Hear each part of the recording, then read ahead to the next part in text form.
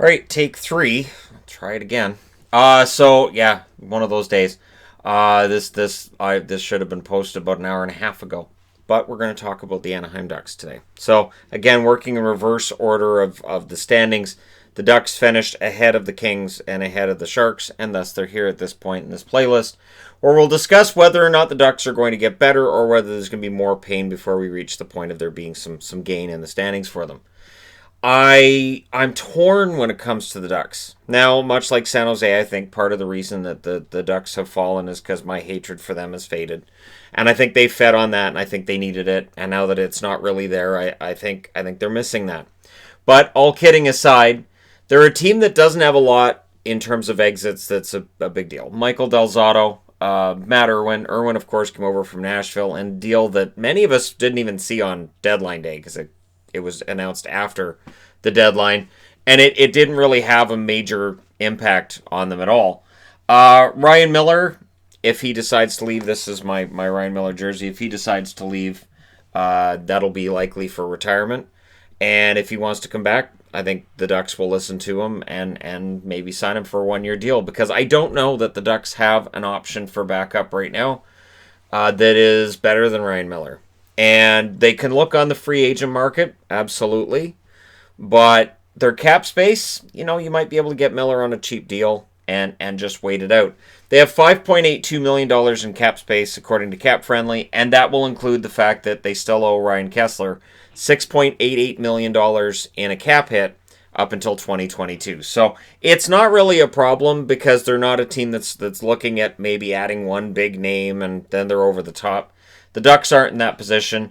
This is only the second year they've been out of the playoffs in a row, and odds are we'll likely see 3. We may very well see 4. Part of where the turnaround begins is going to be with Zegras. Zegras coming in this coming season, and so the question becomes, so is Zegras going to be a primary scorer right out of the gate? This is a team that desperately needs offense. They've had a lot of young players in the lineup with middling results so far, and they need somebody to be a big hit. So when you look at this forward group, I'm not sure if this is going to be in the top 12 forwards. I think right now we're kind of up in the air on that. Sonny Milano looked good in a Ducks jersey. Does not belong in the first line, obviously. Silverberg would be okay on the first line, and then you've got Jones and Delorier down the left side. Jones has been hit and miss at the NHL level so far. And so is he assured of a roster spot? What did they do?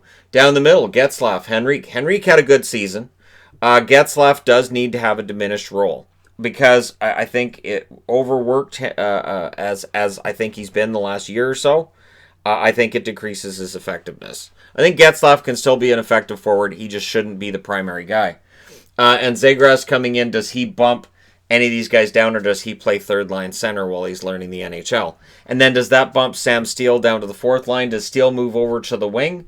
Because on the wing you've got Heinen, who looked very good after coming over from Boston, and I do think that trade benefited him and the Ducks. Raquel is due for a bounce back season, and I've been talking about this for a while. I still think Raquel can be a 30-goal guy. I do. Troy Terry and David Backes, who they picked up from Boston. And is Backes going to get bought out? Are they going to keep him around? What are they going to do? If they want a little bit extra cap space, maybe they buy him out. But again, it wouldn't be a lot of cap space they'd get by buying him out. And then they get the cap penalty and all that. So I'm not sure what they do. Now, outside the lineup, the interesting ones on the left here would be Lundestrom and Comtois. Now, they could use a little bit of sandpaper among their youth. Comtois can be that. So I think it's in their best interest to try to find him a spot in the lineup, but where? Who do you pull out of that lineup in order to get him in there? And Tracy there shows up on the depth chart as well. And then Rowney would get pushed out, I think, for Zegras, although it could be Backes that becomes the 13th forward, but then you'd be paying him a lot of money to be your 13th forward. So Boston fan, that does tend to happen. I can tell you that. Agazino, who they added, I think is decent enough to be able to play some fourth line minutes in the NHL. Sam Carrick, Bedini, and then on the right you got Sherwood. I think Sherwood's on the outs with Anaheim anyways, and Kindop as well. So we'll see where all this ends up. We'll see whether or not they make some kind of move, because again, it's interesting to see a team that does have trouble scoring. Zegras will be counted on to help bolster that. Whatever they get at the number 6 pick, whether it's Perfetti, whether it's Rossi, Raymond, or Holtz, that player will likely have a shot at a roster spot right out of camp. Is it going to be enough to get their goal scoring to where they need to be in order to threaten for a playoff spot? I really don't know. And again, with Jones, I think the jury's out with Steele. I like Sam Steele, but is his long-term future in Anaheim, or does he get moved because there's so many good young players coming in? And that's where things get kind of murky for the Anaheim Ducks. A lot of young players, but which of those young players are going to emerge as really solid top 6 forwards? On the blue line, things are a little more settled, to be honest. You've got Fowler, you've got Manson. Manson didn't have a fantastic season, but I still like Josh Manson. I think he'll have a bounce-back year. Larson, Lindholm. Lindholm is a fantastic defenseman, and yes, he is likely very underrated. Ducks fans will tell you that. Christian Juice, who came over, got a spot in the roster. I'm not sure why he wasn't in the NHL full-time with the Caps, but it's working for the Ducks. And Goodbranson, who, yeah, his cap hit is high, but he seemed to really take to being an Anaheim Duck, like a duck to water. I'm going to regret saying that, aren't I? Yeah, the regret's already there. It's all right. I can feel it percolating. So, yeah, I mean, this is a good top 6. The interesting thing is they added Curran in the offseason, 30-year-old rookie, who they're going to take a look at him and see whether or not he can play in the National Hockey League. Hakanpää, who's not a young kid either. So both Hakanpää and Curran are going to be fighting it out to see if they're going to be the number 6 defenseman, maybe the number 7. Maybe that would push Juice down to the number 7 spot. We'll see. Goalie. So is he the odd man out then? So Goalie, who came over from the Sabres, is he just going to be the odd man out? Is he going to get a roster spot? Axel Anderson, Josh Mahura on the depth chart as well. I like Mahura, but again, this is where things are interesting with the Ducks. There are a lot of players. There are a lot of NHL level players, but how many of them are stars? How many are going to get them over the top and get them closer to the playoffs rather than further away? I think something that's interesting to me is that they, as a team, their record got worse, but it felt like their defense and offense got somewhat better.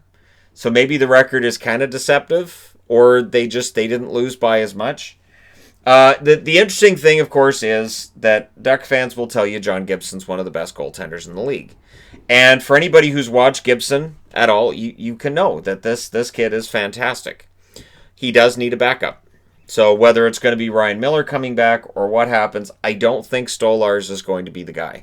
According to depth charts, Stolarz is the number 2 right now. But a lot can change between now and December. Dostal, I don't think Dostal's ready to go. And Eriksson Ek is not ready to go. So having that goaltender who's going to be able to step in and play 20-25 games for Gibson is important. Gibson faces a lot of shots. And he's asked to drag this team over the finish line for wins regularly. And it's interesting because I do like their blue line. So it's an interesting dynamic that they have this issue where Gibson faces so many shots, and yet I like their blue line. And that young forward group I don't think is bad. But I do think maybe moves need to be made. Part of the interesting thing to me that I'll be watching the Ducks for in the offseason is, so let's say they say, all right, well, Lundestrom hasn't quite hit like we thought he would, so we're going to make Lundestrom available. Well, what do you trade him for? And so, because I think they're good in on the blue line, do you trade him for a backup goaltender? Is that going to be a thing? Do you throw in one of the other young players? Because again, you end up in a situation where they can't all play, and you can only leave them in the American League for so long, and then it ends up being too long, and then players get upset. And in the case of European players, they might say, oh, well, if I'm not going to play here, I'll sign in the SHL. I'll sign somewhere else. And then you have a situation where you have this asset that might have been a pretty good one, but he's gone back to Europe, and now you're kind of stuck. And we see that with the Rangers and with the Oilers currently, where they have pretty good young players, and Elias Anderson and Puljujarvi who've gone over. So for the Ducks, I think it will be interesting to see, do they end up with Steele on the 4th line? Do they move him maybe to the wing? And do they move somebody else out? Because this is a team that, to me, has too many players, but how many of them are actually going to get them back into playoff contention? So, yeah, I think we're in for another probably below 500 year for the Ducks. Another one of those building situations, but I'll be interested to know what you guys think in the comment section below regarding Anaheim and their position in the 3 California teams that I've talked about. I think their future's a little brighter than San Jose because of the amount of young players they have coming up, and they already have those prospects on the way. But I'm not as bullish on them as I am on the Kings. I think that there's still some more work to be done for Anaheim that I think the Kings have figured out. But we'll see, right? Let me know your thoughts. Hit like and subscribe if you're browsing your way through. You just happened upon this video. And hey, thank you guys so much for watching, for all your support. I'll talk to you again soon.